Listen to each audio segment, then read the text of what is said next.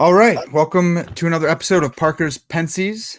This is my first interview. So today we have Dr. Jim Slagle, author of the Epistemological Skyhook, Determinism, Naturalism, and Self-Defeat. And this is a top 5 book for me. So this is a huge honor to have him on the show. Dr. Slagle, thanks for being with us. Thanks for having me, man. Yeah. So we're going to get into what the Skyhook is, but real quick, it touches on a lot of fields of philosophy and subdisciplines. It's ubiquitous in a lot of subdisciplines. Epistemology touches on metaphysics, free will, philosophy of mind, logic, science, philosophy of religion, philosophy of language, and probably others. So if you're an expert in this kind of argument, where does that put you? Are you an epistemologist? I would put myself in the epistemology cloud there. That's what I would say I am.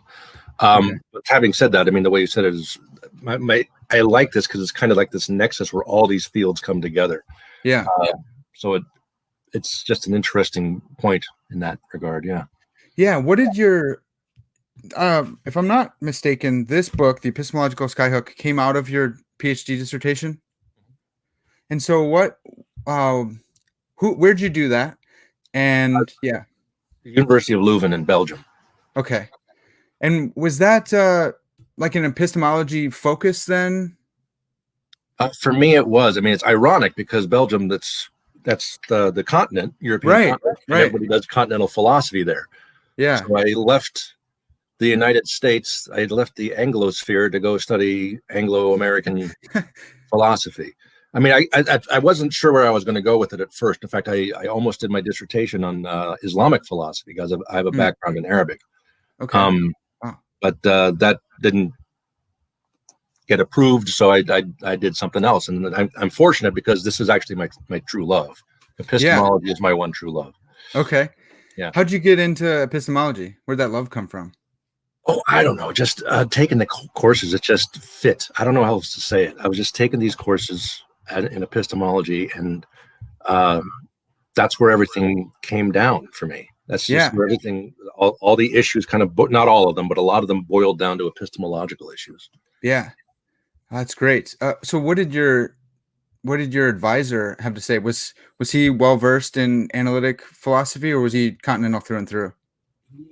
No, he was a little of both. I mean, he actually did this is Paul Courtois, great man. He did his early studies and his dissertation was on philosophy of mathematics. And then he switched from that to philosophy of culture. Wow. Okay. Which is like the opposite end of the, so he's got a foot on both sides there. Right. Exactly. And so he was interested in what I was doing because it had to do with, he was interested in the cultural issues, not just that, but surrounding determinism and naturalism, how these are believed and whether that can have an impact on how culture functions.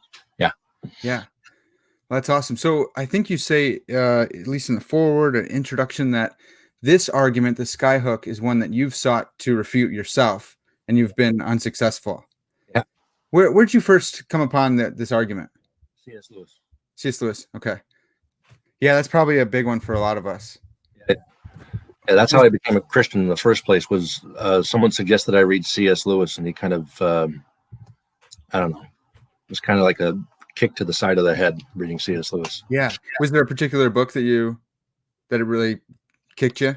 Probably Miracles. That's where he has a lot of his main argument, but also The Abolition of Man. Oh, it's so good. Yeah.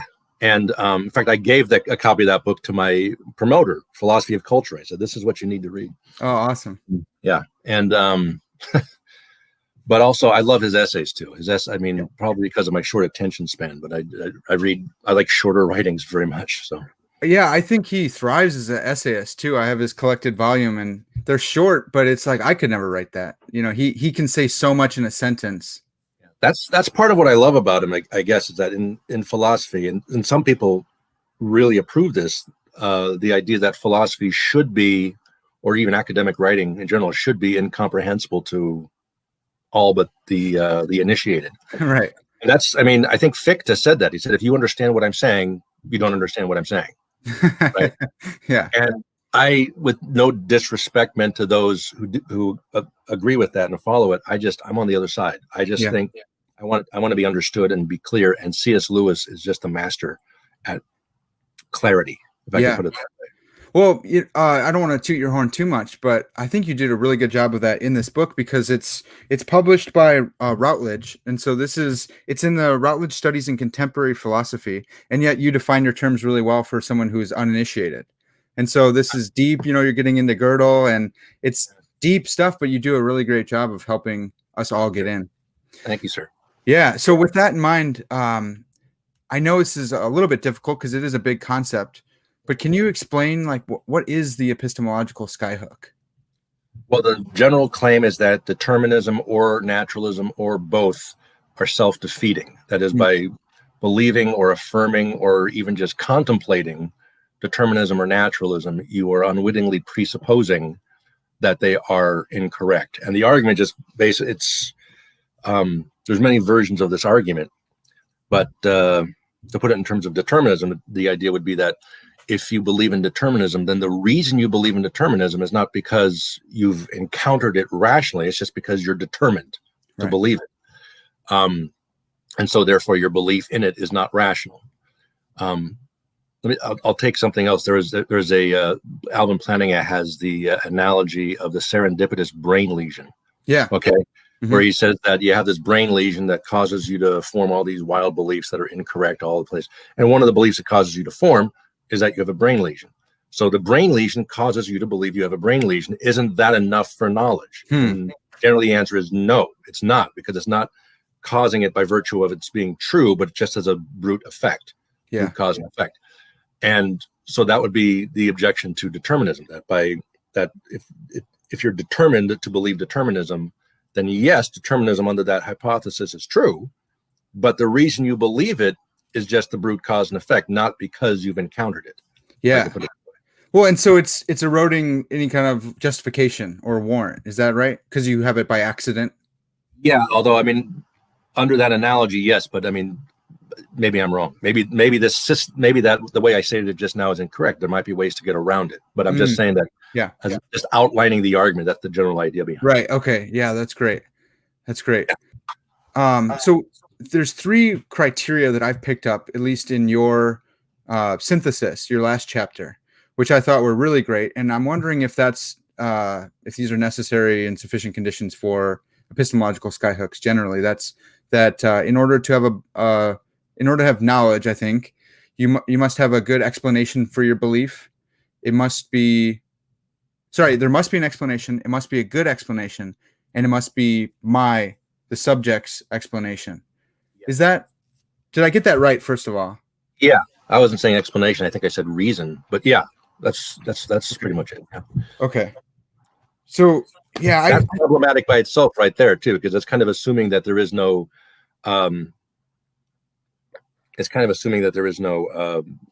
belief that you have that you haven't. I mean, like if you believe in other minds, it's not because you have you haven't engaged in the reasons for that and then internalize them, right? Yeah, right. So there's such a thing as passive beliefs, and so that doesn't really what you just referenced in my book doesn't really take that into account. Okay. So here's another thing that I thought was so interesting in your, I think you call it an a priori teleological argument. I was really trying to make some heads explode by saying that was awesome. I love that. And then you went on to say it's a synthetic a priori. Yeah. And the synthetic a priori is that reason itself? Is that reason and rationality your own cognitive faculties? Is that the synthetic a priori? Well, synthetic, this goes back to Kant, right? He had there's the synthetic and the analytic. Synthetic is not true by definition. And usually analytic and a priori go together, and the same with synthetic and a posteriori. But Kant pointed out there are some things that are a priori that we bring to experience, but that are not true by definition, so they're synthetic. And it's like the net that we throw over the world so we can understand it. Right? And he says his classic example is like mathematics. Is that right? Mathematics. I always punt to causality. Causality is not true by definition, right? Yeah, right. But it's something that you don't learn from experience. I mean, that's commonly believed that we observe causes and then effects. Like, well, not really. That's just kind of our starting point. Right. And we assume that these events are tied by causality. Yeah. And real quick, just for I have listeners that are philosophers, and I have listeners that are people I disciple. They're wrestlers in college. So an analytic statement is something that is true by definition, like unmarried bachelor. A synthetic proposition is something that's not true, anything that's not that. And then an a priori and a posteriori has to do with does that have to do with knowledge? So an a priori thing I know it comes beforehand, right? Now, like etymologically. Right. It has to do with experience. A priori is prior to experience, right? And a posteriori is posterior, after experience. Yeah. Okay. So from those definitions, our listeners can understand that a synthetic would go with a posteriori, that's just natural bedfellows, and a priori would go with analytic, because prior to experience that an unmarried bachelor, that a bachelor is going to be unmarried, because that's just the definition of the word. Right. So then, for everyone listening, the thing that makes people's head explode is, well, Kant said he can find these synthetic a priori, so now he's mixing and matching. And then Dr. Slagle says, this is an a priori teleological argument. Teleology having to do with purpose, and usually people point to science and all sorts of synthetic statements and truths. Yeah. It's wild. If like, holy cow, man, that's quite a claim. Yeah, I'm trying to, like I said, I was just trying to say, how many people can I offend with a single phrase, Yeah. Well, I was going to ask you this a little bit later, but I think it naturally can come up right now. How has this been received? I don't know. If you hear anything, let me know. Okay. I haven't heard much. Yeah. The people I know who have read it have given me positive feedback. Okay. But I don't know if there's been any reviews of it in journals or anything like that. So I don't know. Well, that's part of the reason I wanted to do this. I had listened to a podcast with you. I bought the book first because I was really into Lewis, and actually I had an idea. Bought the book. That's an expensive book, man. Yeah, it is. Wow. So I work with a ministry called Athletes in Action, and I have people who support me, and they know that I love reading. They think it's important. And so every now and then one will donate and say, go buy a book. And so, I mean, godly people, it's so fantastic. And it's hardcover, because Routledge keeps, these guys, man, they need to make it softcover so more people can read it. Well, they only want it. It's like a library book. It's for libraries to buy, Right. Yeah. So I got the book because I found a similar theme. I found it in Lewis, and then I traced that back to Balfour. Then I saw Plantinga, and I had to realize I thought Plantinga just ripped off Lewis and gave him one footnote in the second of his warrant, but it's actually different. It's a different argument. Very different. Yeah. And so you helped me actually realize that too. But so I'm tracing this theme, and I'm more Van Tillian in my apologetics. So I see it in Van Til as well. Yeah. And just all over the place. And then I just randomly stumbled on your book, bought it, and I was like, that's the book I wanted to write. He beat me to it and did way better than I could have. That's, I don't know if this was the podcast you're listening to, but one guy on a podcast, I said something to the effect that, I wanted to read, I was fascinated by this, and I wanted to read a book on it, and no one had written. So I had to write the book in order to read it. Yeah. Yeah. That's so awesome. I love that.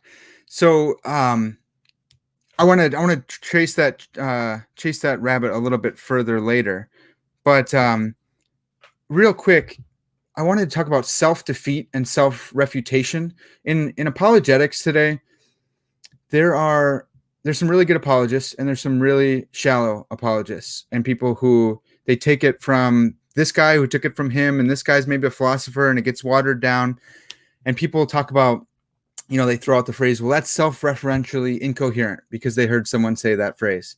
And I think a lot of us don't really know the difference between self-refutation, self-defeat versus just a false statement. Can you help us out with the three of those? Yeah, sure. I mean, at least the way I define it, a self-refuting belief would be a belief that's false in all it's a logical contradiction, basically. Like a square circle. Right. Okay. Or to give an example, like an actual believed example would be the idea that there can be a set of sets that do not belong to themselves. Like that's a classical. And that's Russell's paradox. That's Russell's paradox, right? And there's no possible world where you can have that, because if the set belongs to itself, then it falls in the category of sets that do. But the whole idea is that this is the set of sets that don't belong to themselves. So there's no world where it works. That would be a self-refuting belief. Okay. Can we say real quick? Can we say right there? It is the liar paradox. My last episode was on the liar paradox. Would you put that in the same category as Russell's paradox? In self-refuting? I don't think so. I love the liar paradox as it chases, well, to use your analogy, chases the rabbit around the circle continuously, and it's been enormously influential in like theories of truth in the 20th century, especially. Right? Sure. Yeah. So I don't know if I want to say that's a contradiction. I mean, that's why it's not called the liar's contradiction. It's the liar's paradox. Right. You know. Yeah. So that's what I would say about that, I guess. Okay. So I've heard. I went over, just rehearsed Bas van Frossen's treatment of that, and he says he goes into failure of presupposition and saying that it's a failure of bivalence. Then, any thoughts on that, real quick, or on the liar paradox there? On bivalence, is there now there's like fuzzy logic and stuff like that, and people non-classical forms. Is there a skyhook maybe here that you could skyhook fuzzy logic? I don't know. I mean, I want there to be room for people. I mean, even with these non-classical logics, I want people to be able to say, I'm just going to bracket even the laws of logic and just reason without thinking about how I'm using them, and just reaching an endpoint and then seeing if I can do that, bringing the laws of logic back into it and see if I can still do it. So I want there to be space for people to be able to do things like that. Yeah. But having said that, I mean, I'm sympathetic to those who don't, because it's the laws of logic after all. Right? Right. Okay. So we got self-refuting statements there. All right. Now how about self-defeat would be statements that there are possible worlds where they're true, but there are no possible worlds where they are rationally believed or asserted or argued for. So this would be like, there are no rational beliefs. There's no possible world where somebody believes that and it's a rational belief. Yeah. Assertions. There's no possible world where somebody asserts there are no assertions and where it could be true. Yeah. So the idea there is that are there possible worlds where there are no assertions? Well, yeah, there's plenty of them. Worlds where there aren't any agents in the first place, right? That just exists of organic matter or non-organic matter. Yeah. Just there's plenty of possible worlds in which there are no assertions. But then the question is, are there possible worlds where there are no assertions and you can assert it? And the answer is no. It's self-defeating. By asserting the claim or rationally believing it or arguing for it or whatever, you are providing a counterexample. Yeah. To what you're claiming. So great. I love those. Yeah. And then then there's just falsehood. Then there's just falsehood, which is just you believe it, or so there are possible worlds where it's rationally believed, where it's true. There's possible worlds where it's believable, but it just happens this ain't one of them. Yeah. Okay. So what I've noticed I moved on. I started in apologetics and I kind of went to some theology. Then I realized I need some more philosophy. So that's kind of been my trajectory. But I've noticed in reading apologetics, a modern apologetic book is not complete unless you kick the logical positivists. Everyone's got to kick them. We got to kick so when it comes to those guys, is that they've been refuted? Is that a case of self-refute? Is that a case of self-defeat? Self-defeat. It is self-defeat. Okay. Yeah, because there are possible worlds where there are no truths about that world that are either not verifiable or whatever. There's worlds like that, but by claiming that about them, making a statement that beliefs are either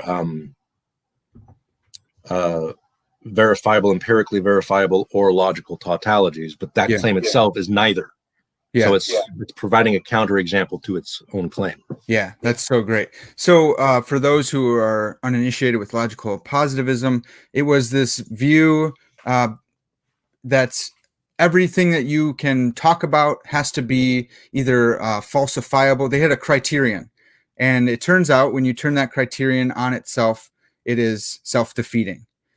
And it was kind of running. These were smart people. These were very smart Yeah. people, and they were fully aware of the problem, and were working to try to resolve it. And for decades, and it's just like, no. Yeah, and from what for a couple of decades, they were just running ship on everyone, saying, metaphysics is out. And then so when people started to realize, oh, it's a sinking ship, now we all have to talk about it. It's great. It's a classic example of someone being defeated. So when you produce a reductio ad absurdum, you reduce someone's position to absurdity, does that encompass both self-defeat and self-refuting, or is it one or the other? No, I would say. I mean, I would say both self-defeat and self-refutation are reductio ad absurdum. Okay, cool. And there's other types of reductios as well. Okay, so that's just a category that can fit all these. Yeah, that's what I would say. Maybe I'm wrong. I'm willing to to have my mind changed on that. Okay, that's my understanding. Yeah, that sounds good. Okay, so in classifying the epistemological skyhook, you covered a bunch of different types of arguments. You covered skeptical threats and best explanations. How do you classify? Is this a skeptical threat, or is this a best explanation argument? Does it fit any of those nicely? I think the problem with skeptical threat arguments was that this is primarily an issue for C.S. Lewis's argument, was that that a skeptical threat argument is not something that needs to be interacted, or it's just not it was an objection from within Wittgensteinianism, right? Elizabeth Anscombe made this objection, and I just that you need to be able to have an idea of something before you can. So I don't want to go into it, but the point is that skeptical threat is not a plausible way of arguing. It proves too much and undercuts its own starting point, right? Yeah.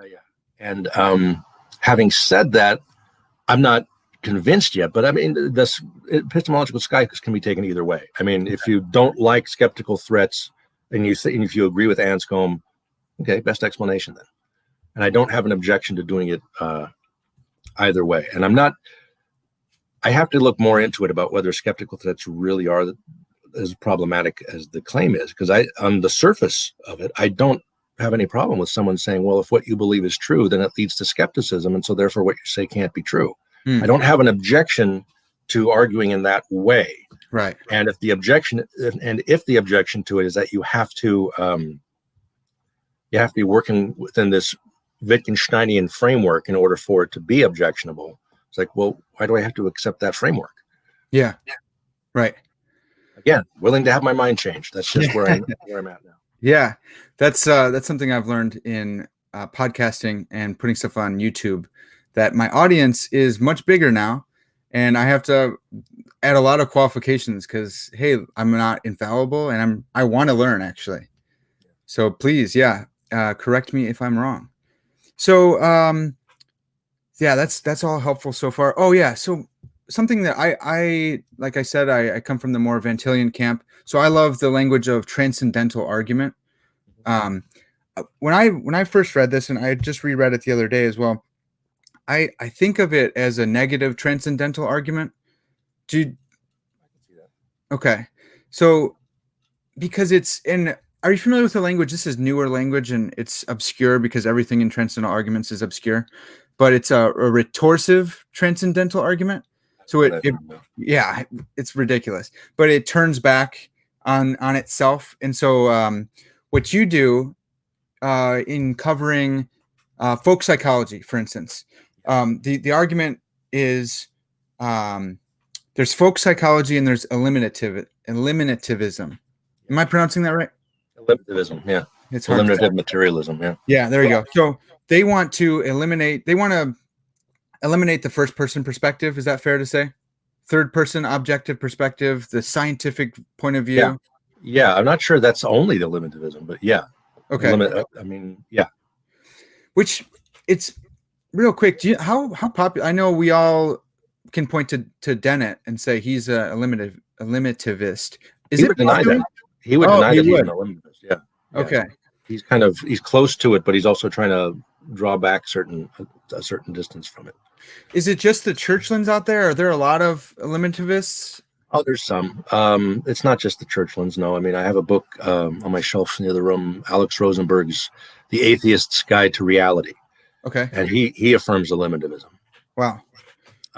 So it's not just the Churchlands. There's others. Stephen Stitch was back in the 80s, and I think he's not. He's more like with Dennett, kind of not quite eliminativist. Okay. But people believe. I mean, everyone believes crazy things, and there's positions that are just insane. But you have really intelligent people defending them. Yeah. So, like non-classical logic. I mean, I think I say in the book, that's a fascinating field. That is absolutely mind-boggling. It's operating on a level so far beyond me. I'm just in awe of the people who can engage in this. Yeah. You know? Yeah. But that doesn't mean if you're denying the principle of causality, it's like, I don't know what to tell you. Right. So what I brought that up because a retorsive transcendental argument, I think. Wait, I just said causality. I'm sorry, principle of non-contradiction, the law of non-contradiction. Okay, I was just gonna roll with it because you're up here. I thought you were going next level on me. I was like, oh, all right. No, I don't do next level. I'm on one level. It's a very simple level. And I'm comfortable there. I've set up a shop. That's great. Yeah. So what you show in your treatment of eliminativism, man, that's going to be bad, is that they have to presuppose aspects of folk psychology to even enunciate their theory. Is that right? Yeah. No, they wouldn't challenge that. They agree with that. Yeah, they say yes. In order to enunciate our theory, we have to do it within the confines of folk psychology because that's the only framework available. Yeah. And so they're kind of doing that Wittgensteinian move from his first book where he climbs up the ladder and then says you have to throw the ladder off. Exactly right. Yeah. And when they're doing it, it's self-defeating because they can't even communicate their theory or have someone believe that theory without folk psychology. Is that right?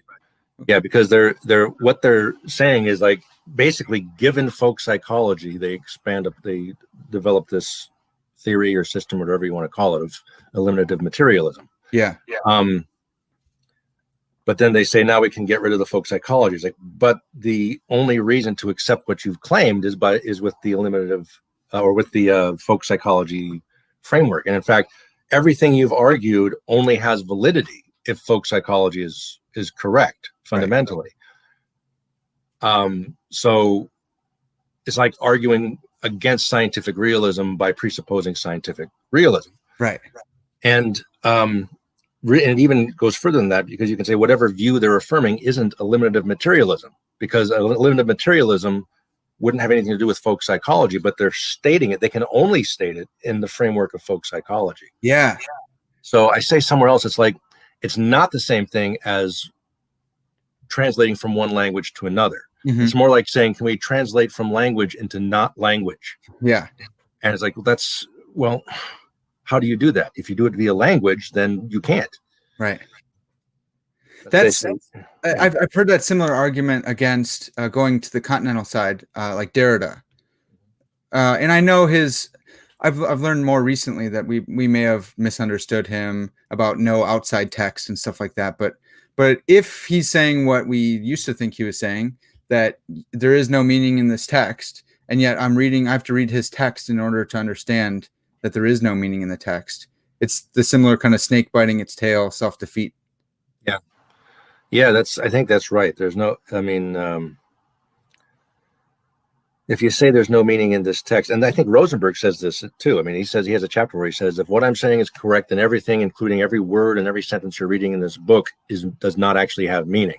Yeah. Like, yeah, that's a problem. And he acknowledges, he doesn't deny that it's a problem. He just thinks that it's a much less problem than affirming the existence of God or something like that. Yeah. I think I've heard John Searle talk about that when someone comes to you, an eliminativist or someone like that, and tries to give you all sorts of arguments that you are not conscious.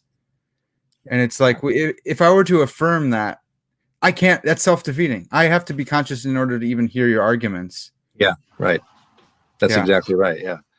Because if you affirm it while you're asleep, if you're sleep talking, then you're not really affirming it.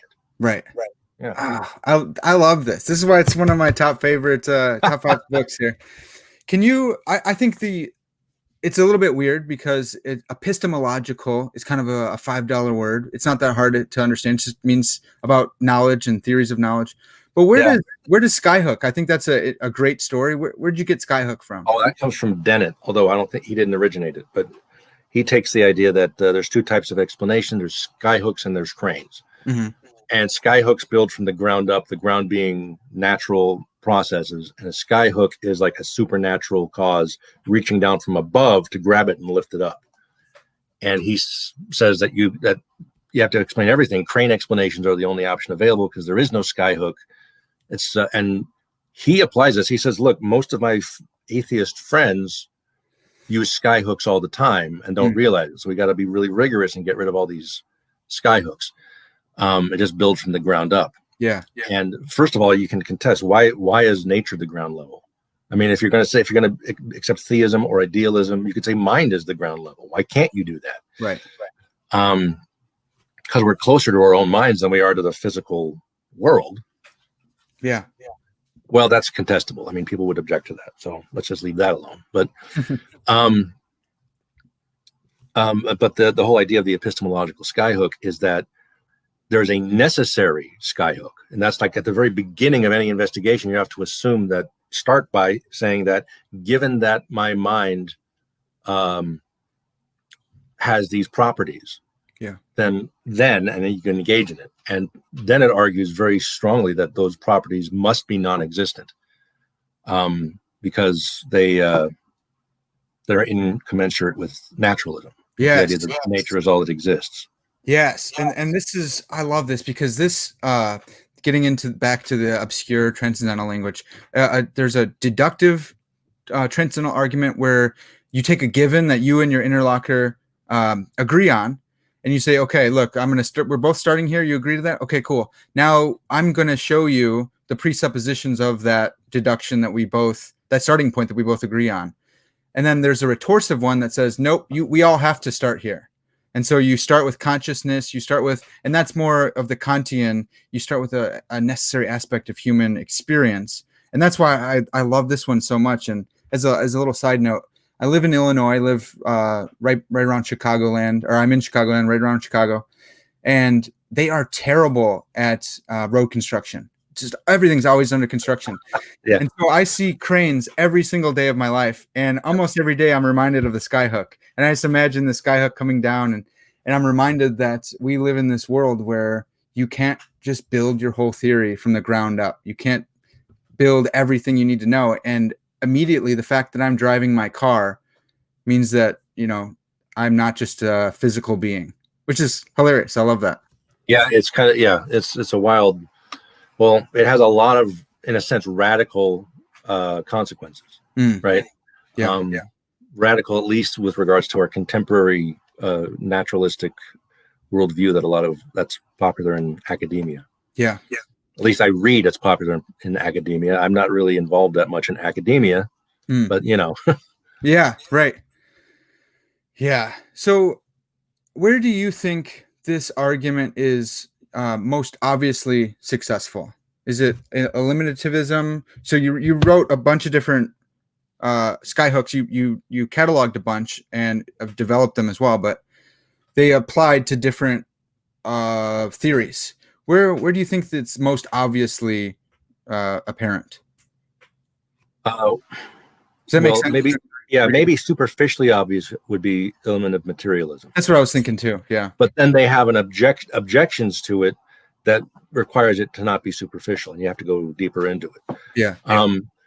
And part of the problem is that a lot of the skyhooks can be applied to across the board, but I haven't been able to find one that you can apply to everything and eliminativism. I always have to have a separate one for eliminativism and then another one to accommodate everything else. That's interesting. Yeah, but that again, that's probably just because I'm not smart enough to figure it out. I don't know. There's got to be something in there. I mean, Plantinga says that with his evolutionary argument against naturalism, which I just finished a book on, by the way. I mean, writing a book. You wrote a book on it? Yeah, it hasn't come out yet. Oh, yes. Yeah. Who's that going to be published with? It's going to be published by Bloomsbury Academic. Awesome. Yeah. I can't wait. Yeah. I have a chapter on eliminative materialism again. Fantastic. Yeah. But now what was I talking about? I lost my train of thought. I got all excited about your planning about you're talking about planning. Oh, planning it. Yeah. Planning says that he bases his argument really on belief content, propositional content. Okay. And that's immediately you can say, well, that doesn't apply to eliminativism because eliminativism just denies belief content. But then the problem is that Planning says that's not necessary for the argument, but we'll just do it for the sake of ease right now. And I'm like, okay, make it not. Let me see the example where it's not necessary. We can apply it across the board. Yeah. He doesn't give it. He just says, oh, you can do this. Yeah. Then do it. I can't do it. I need Planning to do it. What is his deal? Because he does that. He did that with his 19 or so pretty good theistic arguments. And he goes, hey, here's a whole list of them. And then it took every other philosopher 20 years to develop what he was saying. Yeah. He's just a genius. He tosses stuff out like that. Yeah. Yeah. Yeah. He is. He's a genius. He's, really smart guy. I've emailed him a few times. So. Yeah. Did you get back to, did you have correspondence with him? A little bit here and there, just a few responses. I've heard that he's not doing too well physically right now, his health wise. I've heard that, but I know nothing. And but I've heard that too. Yeah. Yeah. But it's always nice when a big name philosopher emails you to tell you that you're full of crap. You know, it's just one of the great things in life. That's right. Yeah. So this is a great segue to my next question. You brought up your book. What's next for you in the Skyhook? Is the planning a book? Is that related to the Skyhook? Is it a further development? Yeah, I stayed in the introduction. I said, look, you can the chapters in Epistemological Skyhook, a lot of them could be fleshed out into full research projects, and this is an attempt to do so with the planning a chapter, just expanding it out to an entire book. Is that have you thought much about doing that with all of them? I've thought about doing it with others. I actually thought specifically with Karl Popper's because I think Popper's is not very strong. Because in order to accept his Skyhook, you have to accept a lot of other things leading up to it. Popper thought that his Skyhook was a case of self-refutation, right? He thought it was stronger. Well, he said one version of it. He said scientific determinism was self-refuting. That there's no possible world where it was true. Yeah. And that's one thing I'd like to dig into because that's an interesting claim. Yeah, that it's actually that extreme. But when it gets into the other versions that are just self-defeating, he's like he has this idea of there's three different worlds, and one is just things that function, then things that, and it gets up to the theory of mind. But there are plenty of people who are willing to stay in that first world, and so they're not willing to grant those other two levels. Right. And so you can just, and he doesn't use his argument to refute that first point, that first world, and so. Maybe he does. Now I have to reread him. I don't think he does. I'm making you have all sorts of research projects after this. I'm burned out right now on planning and everything, so I'm just reading science fiction. That's all I'm doing right now. Okay. What do you like science fiction wise? As a little aside here. I just got a book of collected short stories of Frederick Brown. He's the best. I'm sorry, he's the best. He's just the best. Frederick Brown. He wrote flash fiction before flash fiction was cool. Okay. Okay. Like in the 40s and 50s and 60s, he's writing these one-page stories that are just beautiful and glorious. Wow. He's got, in fact, I think it's considered one of the greatest science fiction horror stories of all time, and it's less than a page long. It's just called Answer. And so these two people are putting together the last connection to make this supercomputer that collects all of the information of every civilization in the entire universe together. They say, okay, now let's ask it the first question. Is there a God? And the computer says, well, now there is. And then a bolt of lightning fuses the switch in the on position. And that's the end of it. That's the end of it. I was like, oh my gosh, that's awesome. Dang, that's epic. Yeah, yeah. Frederick Brown is brilliant. That's super relevant today because that's what if you listen to Joe Rogan podcast, every other guy is talking about how AI is our last invention kind of stuff. Yeah. Now I'm forgetting the word. What do they call it? Not the apocalypse, but when it gets to that point, where it just becomes runaway and I forget what the phrase they use for it. Oh, I don't know. I don't know. I don't remember. I want to say the computer eschaton, but that's not correct either. That's a good word for it, though. Yeah. Yeah. I forget words all the time. I do the same. I got a lot going on. You know what happened? It was because I studied foreign languages. I studied foreign languages and say, oh, what's the word for this? And then I'd start forgetting that word in English too. Yeah, yeah. So I blame my education. Okay. I don't have that excuse, so maybe I don't know what mine is. I wanted to take a stab. So I think this might be helpful for our listeners who might be kind of confused. I want to take a stab at formulating a skyhook real quick, just get your thoughts on it. And then maybe we can see if it's wrong. My listeners can say, oh, I'm having a better understanding. And if it's right, they go, oh, okay, that's how it works. So I was thinking there's this thing I've been kind of circling around. You talk about it in your book, and you're one of the only people I know who does talk about it. It's the normativity, the ethical normativity of knowledge and reason. So if you follow premise 1 and premise 2, and they're both sound, which means they're true, and if there's a validity connection between the two, that the second one follows from the first, then you should affirm the conclusion if it follows as well. So if this argument is valid, meaning it follows, and if it's sound, meaning both the premises are true, then the conclusion is true, and you should affirm it. You ought to affirm it. You ought not intentionally. And so I know a lot of philosophers want to say, no, that's just logical. There's no morality there. That's just something you have to. But I've heard a few people talk about how there is you could actively resist that. You could push that down. You could suppress that truth if you wanted to. I know it brings up volunteerism or doxastic volunteerism and stuff like that.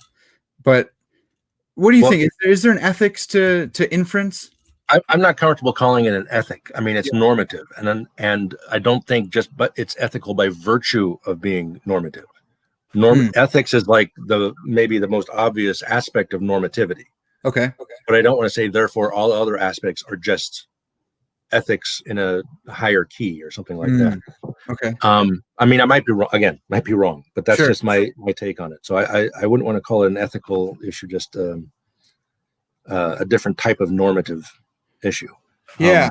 Well, I was trying to think through. You listed 4 different types of norms. I'm not sure if I could find one that fit it. There wasn't the 4 types of norm. I mean, this comes from Free Choice, a Self-Referential Argument by Boyle and Grisey and Tollefson, which is an ignored book. I don't understand why that's an ignored book. That's an incredibly deep, valuable book. Okay. But anyway, they give 4 types of norms, and none of them really work. So I basically say what's needed is a norm that it's not a logical norm in the sense that it's logically necessary, because it's not self-refuting.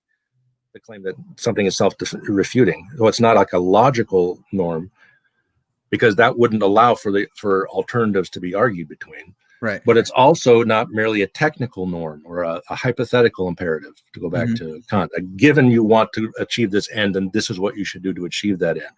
Because if the end is reason, the whole idea of a hypothetical imperative or technical norm is that you want to reach a certain goal, then you should accomplish this. But you can just say, okay, I'm not going to reach that goal. I don't want that goal. Yeah. But rationality doesn't fit like that. Rationality applies unconditionally.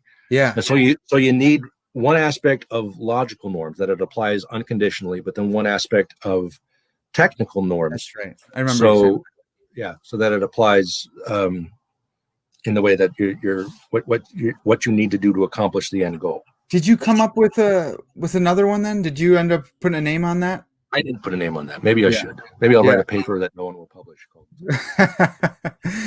Well, so that's what I'm looking for. I'm looking, and I called it ethics of inference, but maybe I should change that. But to me, it seems like it's an evaluative fact that it's evaluative. Yeah. I mean, you can say value. You can say normative and value. Okay. But not necessarily normative in ethics. Okay. Maybe. So a skyhook that I would think might work then is that there's this evaluative fact of inference that resides right between the premises and the conclusion, such that if you see it, you ought to affirm the conclusion. And so if someone's arguing for anti-realism concerning evaluative facts, they can only do so and expect you to believe it, or even affirm the conclusion which brought them to anti-realism concerning evaluative effects on the assumption of evaluative realism. Yeah, I mean, one thing that I'm nervous about is this comes to the fore with eliminativism, is that you can apply a skyhook kind of argument initially, but then sometimes it's in a sense it's superficial. I've had people object to saying that's too simple, too easy an argument to say that it's self-defeating because they require their own negations or something like that. And so you have to go deeper. And on the surface, that sounds good, and it might go all the way deeper. But I get nervous about saying just off the cuff, "Yep, that's valid," and therefore, I hear that. And I think what's so interesting about these arguments is that I think they are simple, and that's why you're able to trace them out in popular writers like Chesterton, who was a deep thinker, but he wrote it in a sentence, or he wrote it just. Yeah, I know. It's beautiful when they do stuff like this. Yeah, it's so great, and it's intuitive. But a lot of times, exactly what you're saying is a good, sharp philosopher will come around, and you go, all right, well, now it takes a lot of work to actually draw out why that intuition is in the right direction. Yeah, a lot of that's drawn out with a lot of complicated language, so you no longer are able to follow it. Yeah, it's not fun. It's not as fun as the way Chesterton got to do it. Well, I mean, that shows, though, it's kind of an intuitive argument that in order to affirm something, you have to accept what is necessary that's required for you to affirm anything at all in the first place. Right. So there's an intuitive element to that. Pretty strongly. And I like it. Well, sorry. So the reason I wanted to go into self-defeat and self-reference and all those kind of things is because I do see that a lot on the popular level of apologetics, where they want the quick, sharp answer. They want it fast. They want the canned answer. I see it from presuppositionalists. I see it from Frank Turek fans. I see it all across the board. And then seeing you do this book, which, like, your Gödel chapter is one of my favorites, but I don't get it. And I've read it twice or three times. And I bought a couple books on Gödel so I could try to understand, because everyone says he's a genius. We all believe it. And very few people I know can explain why, because it's so brilliant. Yeah, it's like relativity. The idea is that there's no way you can avoid it, but nobody really understands it. Right. And I think I was saying before we started this that I had to dumb down Gödel's incompleteness theorems to the point where I could understand them in order to argue this. So I may have missed a lot. Yeah. But I mean, I like that chapter too, and not understanding it doesn't change anything. My favorite book in the Bible is Revelation. I have no idea what it means, but for some reason I love that book. But I mean, it's Gödel's incompleteness theorems are very intriguing, and I think I pointed out J.R. Lucas said that the intuition of this argument, the what's called the Lucas Penrose argument, which is the Gödelian skyhook, Gödelian, however you'd say it, is the same as C.S. Lewis's intuition behind his argument from reason. It's the same intuition. I love that. Yeah. It's so fantastic. So it can be said in a sentence very intuitively from Chesterton, and it can be in a form like Gödel, who you have to be a genius to understand what he's saying, which is great. I love that depth to it. But what I think a lot of people don't understand is to demonstrate something in philosophy is really hard. You can do it on the popular level at college campus, and you can say, and that's good, and we should do that. But just be prepared if you run into a good philosopher, be prepared to back it up, because it's tough to demonstrate stuff. Yeah. Plus, you have to start by coming to an agreement on what demonstrate means. That's right. Yeah. 2 weeks of definition on that. Right. Yeah. So I love this book. I appreciate it so much. I didn't get to mention this, but I will. You're witty too. You're not like, thank you. Your titles are awesome. And that's kind of person I want to be. I want to be like that as well. Proper Function was hilarious. That's a play on, everyone's going to think we're total nerds now, which is fine. But, Proper Function is planning this thing. Karl Popper is this philosopher of science. So Proper Function was great. I love all the, you said language games for the Lewis chapter, because there's a Wittgensteinian critique of his argument. So great. I think we need more of that in You're philosophy. missing my favorite chapter 3 is on the Gödel's argument. That's paradox lost. Oh yeah, that is my favorite too. I had that in my notes. Yeah, because I love that one. Yeah, so Paradise Lost is one of the best, Christian books around. You got to read it if you haven't read it yet. And then it's all about paradox and how the actual chapter is about people trying to get paradox. Rid of, trying to get rid of paradox. So great. I love that. So that's nice that you say it's clever. I mean, other people would say it's obnoxious, and it's kind of hard to argue against them. Yeah, but it's good obnoxious. You're about to go into this in-depth, tricky stuff. Let's have a little bit of a laugh first. Yeah. Did you like the epigraphs, little quotes in front before the chapter? Oh yeah, that's great too. I think everyone should do that. I do that with my. I'm really misusing my epigraph privileges in some of these. Yeah, I've seen a couple. Oh no. Okay, the best one. I'm sorry to keep puffing you up too much, but that's okay. It's the best one I've ever seen in my life. Was you quoted Descartes saying, "There's nothing so crazy that another philosopher hasn't said it." Yeah, and that's a quote from another philosopher. Yeah. And you have the other philosopher. I forgot who it was. More obscure philosopher than Descartes, right underneath him, and more ancient as well. So it's just like hilarious, so great. Yeah, I was proud of being that. Well, you use your word clever. I was proud that I was able to be clever in that way. Yeah, it's great. If you have a little bit more time, I'd love to go more broadly philosophy. I have, no sweat. All right. So I wanted to ask you if you talked about internalism and externalism, and that was important for the Skyhook because if it applied only to internalism, then everyone who holds to a theory of epistemology that is externalistic, they could just go, fine, I don't care, I'm not an internalist. And then you showed that's why I'm not an internalist, right? Yeah, right, exactly. Yeah. And you showed that it doesn't matter. It can be applied to externalists, it can be applied to internalists. You have to change some things maybe. Where do you land? Do you fit nicely into one of the two? Well, look, I think it has to be both and.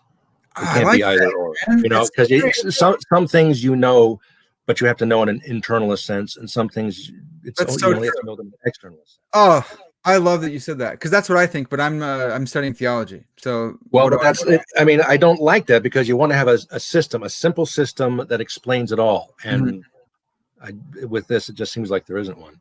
Can you just, for my listeners, you'll do a way better job. Can you just explain real quick externalism and internalism?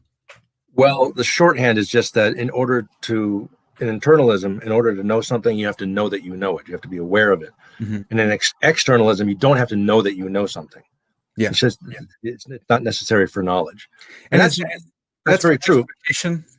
That's to be justified in your belief. Yeah, for justification. Yeah, or warrant or whatever. Yeah, whatever they're using today. Yeah, and one issue with like internalism versus externalism is that, I mean, like there's some beliefs that we just have, like the physical world is real, and you can fight that and try to deny it, but you have that belief. Yeah. But does a child have to know that she knows that belief in order for her to know that it's true? No. She just says, is the real world real? The physical world real? Well, yeah. They don't have to go any further than that for that to qualify as knowledge. So that's an externalist belief, that you don't need to know that you know it. Yeah. But then there are other examples that seem that if you don't know that you know it, then it wouldn't qualify as knowledge at all. Do you got one off the top of your head there?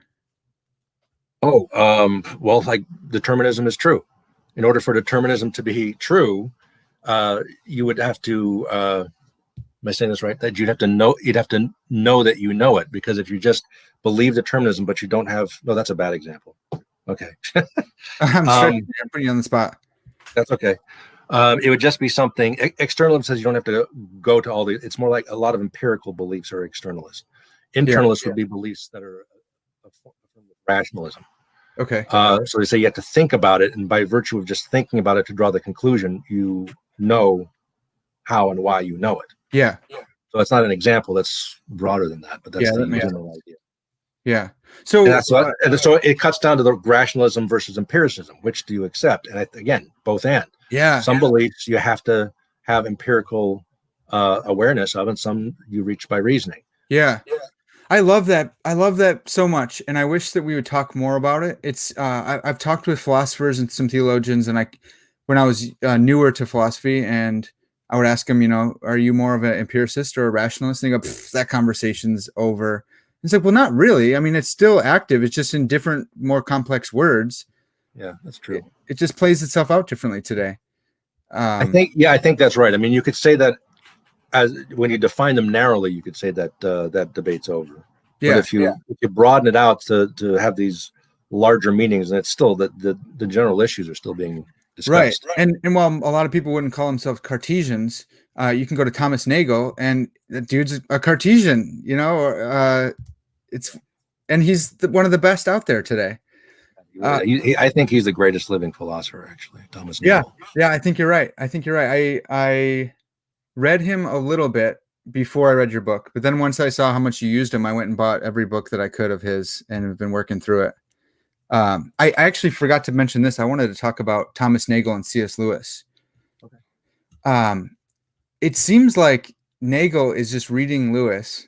I know he's not, right? But and just going off and developing his arguments. I used to think that about Plantinga as well. I think Plantinga does do that because he uses even Marxism and Freudianism the same way that Lewis does. The exact two arguments he uses in Bulverism, right? Although a lot of people that was pretty common to apply this skyhook type of argument to those two targets. Okay.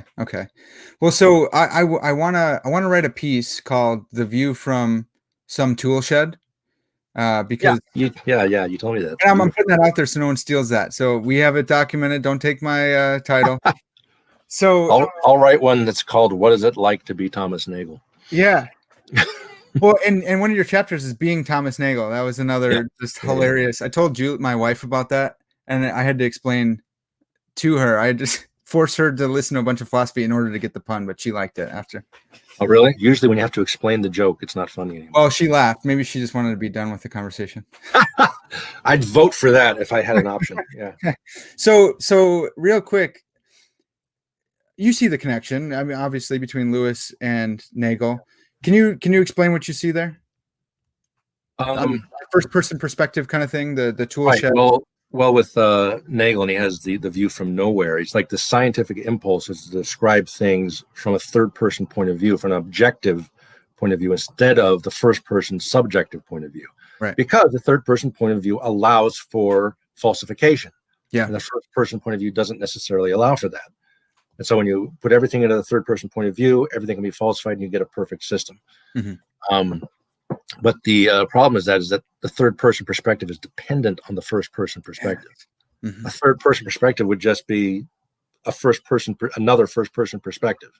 Yeah. So you can't reduce it. You can't get rid of the first person. And Dennett tries to do this, I think.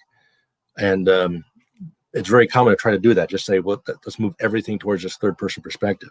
Yeah. And it's a skyhook, because you're saying, in order to say all these things, once you've moved everything to the third person, it's only valid given that there's a first person. So that first person perspective is still functioning as a skyhook, reaching out from above. You can't build up from third person and try to explain everything. Yeah, and I think you talked about this in expounding on Nagel. You said, well, because I don't know if postmodernism is a real thing or not. I know people say it's late modernism. I don't want to get into that debate, but there's kind of that the modernist says we want objective. We want the objective third person. The postmodernist says you can't escape the first person. Everything is first person. And I think you did a great job of saying you got to have both. Yeah. And I think Nagel talks about that. And when he blew my mind when he said there's more to reality than objective reality. And I was like, yeah, what the, because there's subjective reality, my perspective, your perspective. There's these holes in objective reality, and you can't absolutize one over against the other. Well, that's the whole qualia issue, right? Qualia is like the what it's like experiences. And he says if you describe everything from a third person point of view, you're leaving out these qualia, and those are real things. Yeah. And so you haven't explained the entire physical universe when you explain everything without referring to qualia. Yeah. So that's a big issue in philosophy of mind, because most people say, of course qualia are real, and you've got to account for them. And then there's some like Dennett who would say, no, you don't. I mean, he has his book Consciousness Explained, which a lot of people have said, well, no, that should be consciousness explained away. Yeah, I love that. Consciousness ignored or something like that. Yeah. Because he said, here's consciousness. How do we get there from naturalism? Well, we can't, but here's some stuff that's close. Yeah.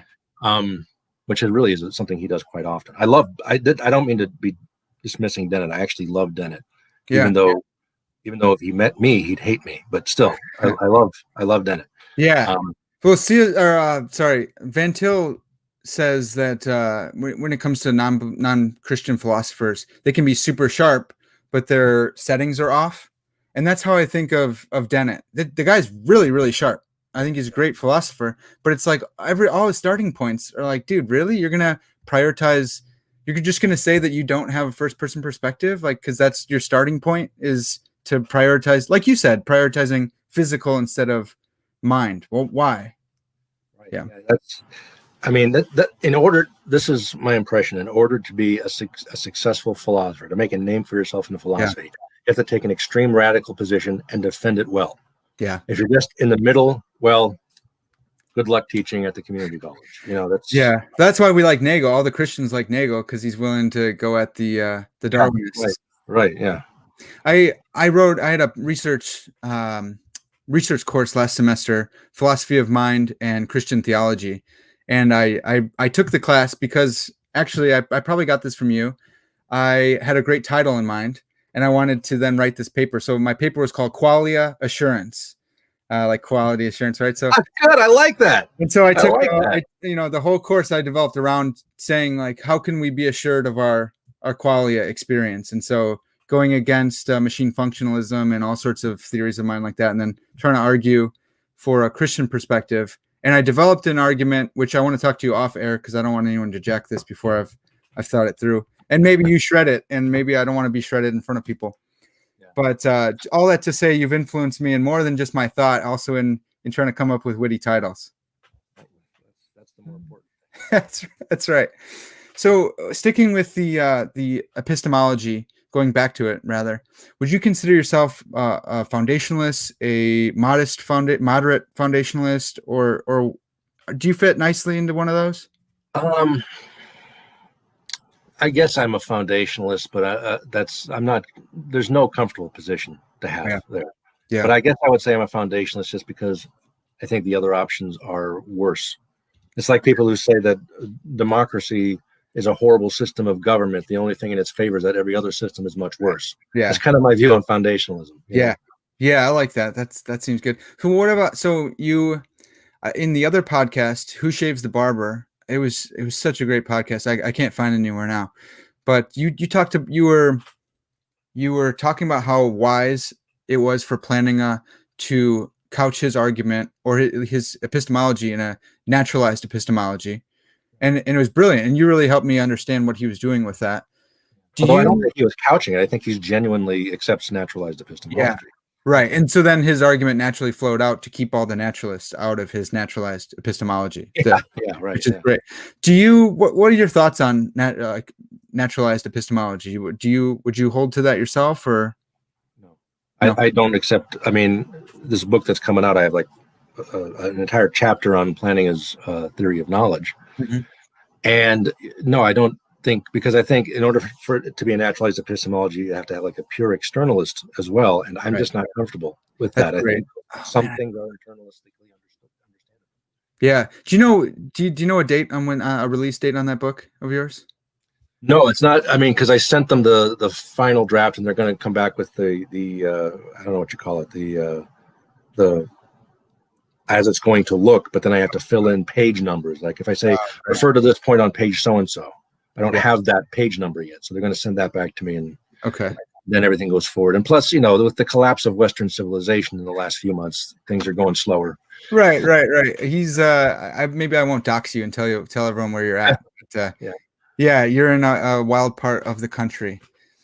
I wanted to just finish up here. I love Descartes. I love this guy. I think I used to hate him, and coming into philosophy through apologetics from Van Til, Van Tilians go at Descartes so hard, and I think they totally misunderstand him. What are your thoughts on the cogito? Is it a good argument? I think, therefore I am. I I have a whole chapter on that in this new book too. Oh, man. Yeah. I'll send you what I have actually after this, so you can read it. Yeah. But it's the way he presents it. I mean, the whole idea is that for other listeners, Descartes trying to say, what is it possible for me to doubt? Not can I seriously on a realistic level doubt them? What is it logically possible for me to doubt? Is it theoretically possible?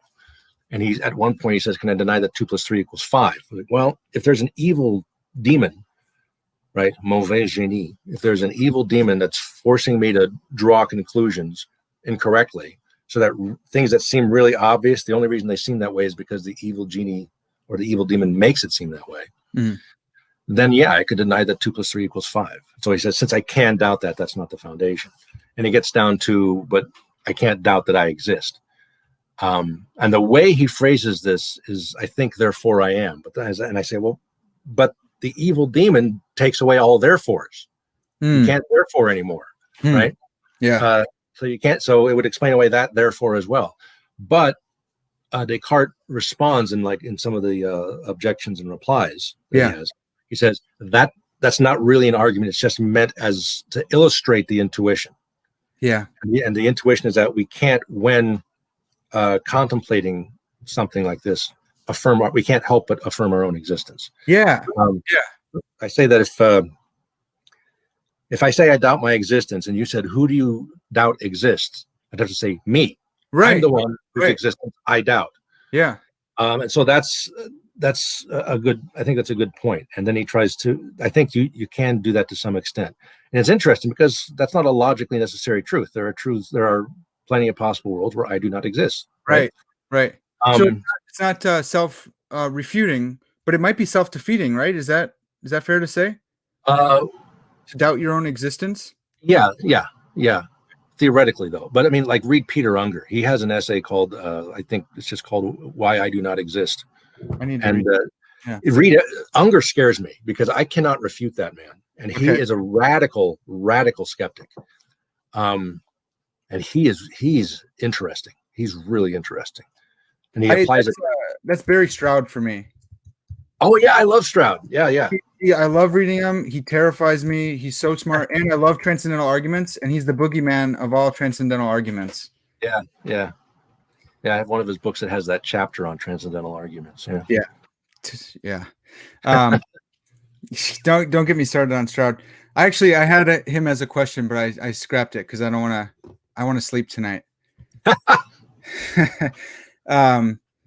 Okay, so we talked about Descartes. If you want to pass on this, feel free, but Putnam's brain in a vat, his argument against brain in a vat, is that semantic externalism? Is that committed to semantic externalism? Is that the right word? I think you need something like that in order for his argument to work. And so because you're not a just for the listeners, how do you know that you're not in the matrix right now? How do you know you're not a brain in a vat? Well, because if I were a brain in a vat my whole life, then I would never have even come in contact with, my senses wouldn't have come in contact with brains or vats. And so that's all meaningless then. I don't have no actual concept of brains or vats. Is that? Yeah, basically, yeah. That's the idea, that if you are a brain in a vat, then your conception of what vats are would not be based on the reality of vats, because you would never have encountered them before. Yeah. And so therefore there's just it's an incoherent scenario to say it. And yeah, maybe, but I don't know. I mean, it seems like it's pretty easy to understand what vats are, even though you get it from experience. Yeah. And so I'm not confident of Putnam's objection, although I respect it. Yeah. Okay. The last thing, you set me on a whole track, and I don't know where to find answers for it, but I know a Kant scholar here at Trinity who might be able to help. But Kant's ontological argument, his pre-critical, is awesome. It's mind-bending, yeah. I bought his book, and it's like there's the German right next to it, so I get to look cool having the German and the English. I have that copy too. I have that edition too. Yeah. Are you able to lay that out for us? It seems it's really tricky. Let's see. Basically, he critiques Descartes for saying that there has to be something like logical something and or material something. And Descartes' ontological argument was just on the logical side. And the material side is that in order to say something is possible or potential, it has to already exist as something else. A potential something or a possible something is an actual something else. Yeah. And so when you ask, is it possible that nothing exists? He comes away with saying, well, to say that's possible, is there an actual something that entails nothing exists? It's like, that's just a contradiction. Yeah. It has to be like an actual something that is nothing. Yeah. Now, so therefore he says there must be something that can't not exist and which grants existence to everything else. Yeah. And, but he does say later, and it's frustrating to me because in his Critique of Pure Reason, he comes up with this brilliant analysis of Descartes' ontological argument and then says, I reject it on these grounds. Here's a successful one. And then he writes Critique of Pure Reason saying, yeah, ontological arguments don't work. Here's Descartes. It doesn't work. Yeah. What about your book? Yeah, we already knew that. Right. Yeah. Go it yourself there. Yeah. He does say that his argument is irrefutable. But I don't want to say it's a way out because that would be a possible way out. And then, a possible something is an actual something else. Yeah. But it shows, I think he says that it's not a logical absolute that something exists. And so that therefore there is a perfect being. It doesn't show that it's a logical absolute. And insofar as it's not a logical absolute, it's not a logical certainty. Okay. But as soon as you contemplate it, as soon as you start thinking, is it possible that nothing exists? Then you're stuck. Yeah. So we need to get that on the broad speaker and just play that out for everyone. So they all have to start contemplating it. Well, I tell you, I'm actually, I don't know if skeptical is the right word, maybe cynical towards ontological arguments. Yeah, I am too. It's another issue where I can't refute them, but I can't bring myself to accept most of them. Yeah. I like Plantinga's ontological argument because he's not trying to prove God exists. He's trying to prove that if God exists, he exists necessarily in all possible worlds. And if he doesn't exist necessarily in all possible worlds. Yeah. So you're saying it's one or the other. It can't be maybe God exists in some worlds, but not this one. And hasn't he upped the ante for disproving God then? Because you'd have to show that the existence of God is logically nonsense. Yeah. What he's done is that, in order to claim that God doesn't exist, you have to say God can't exist. In order to say that, you have to say that God is logically impossible, that the concept is a logical contradiction. But in that case, the atheist has to shoulder the burden of proof. Right. Because the theist just has to say, it's possible God exists. And then if it's possible, he does, according to the argument. The atheist has to say it's not possible. Well, that's a strong claim. You're making, you have to shoulder the burden of proof at that point. So he's really, well, I mean, maybe it's the same as my goal, to offend as many people. That's right. He's good at that. He's that dry humor is gold. Yeah, well, all right. So I think we'll wrap it up there. I got some questions for you after this that I don't want my listeners hearing. But thanks for all your time, man. This has been awesome. Thanks for every now and then I write a ton of my books, but every now and then I'll draw a mushroom or I'll say I'm leveling up, and because I learned something new that I didn't even know I didn't know, and so your book helped me level up in a lot of different ways. Oh, thank you very much. Nice. One more thing that's important, I think, to note is that so I'm a Van Tillian apologist, whatever you want to say. You did the work that we should have been doing. You talk a lot about these presuppositions. You show and you demonstrate things that a lot of us just say off the cuff and expect it to just land with people. And so, I really appreciate that. I think it's awesome. We should have been doing this, and it's I think we have a further burden to go because of some of our convictions. We want to prove a Trinitarian God and stuff like that. And this isn't an argument for God. It's an argument against a lot of our opponents, which is fantastic. Right. I think. Sorry, one more thing that just reminded me. I think in that last podcast I listened to, you said you might consider a constructive form of this. So this is more destructive. I would call it a negative transcendental argument against determinism. Is maybe building a theory of knowledge? Is that something that you're thinking of doing? I think. I mean, in order, what does it mean to know something? And That's something I'm planning to start writing. I actually have like a 10,000 word essay I wrote on it. Then I realized this is more than 10,000 words. Yeah. But yeah, that's the idea. I think that in order for knowledge to be possible, you have to make certain metaphysical assumptions. Yeah. And but you'd have to demonstrate that. You can't just say that. You have to show that you're making these assumptions. Right. And that the assumptions have to not just be something that you can start with and then discard once you've reached a certain point, but it's necessary for the entire process. Yeah. Amen. So that's what I'd say I'm letting it ruminate while I read the science fiction. Yeah, that's great. I do that too. I haven't made it quite past Philip K. Dick. I'm obsessed with anything. Oh, he's awesome. He's awesome. So I'm stuck in all of Philip K. Dick's essays, and yeah. So you read he has an essay called "How to Build a Universe That Doesn't Fall Apart Again 3 days Later." No, I haven't. He says that he considers himself a Christian. He was like, this is just an essay, and he says he was having some severe dental pain, and so they sent over some medicine, and the woman who delivered it was wearing a Jesus fish as a necklace. He says, what's that? And so he comes to the view. It's a beautiful attempt to explain how the predictions about Jesus saying that the destruction of the second temple is also going to be his return, because Dick says that we reached 70 AD, and then we just go back to Jesus' resurrection and relive it again. And that's what we're doing. We're just reliving that period over and over again. Wow. Yeah, the guy's crazy. I love him. That's insane. And he does that, and it's great. It's so good that he's creative.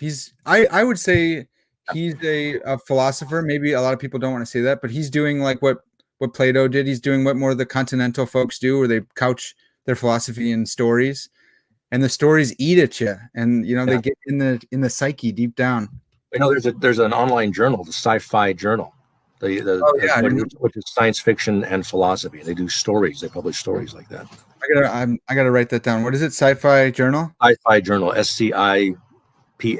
Sci-Fi.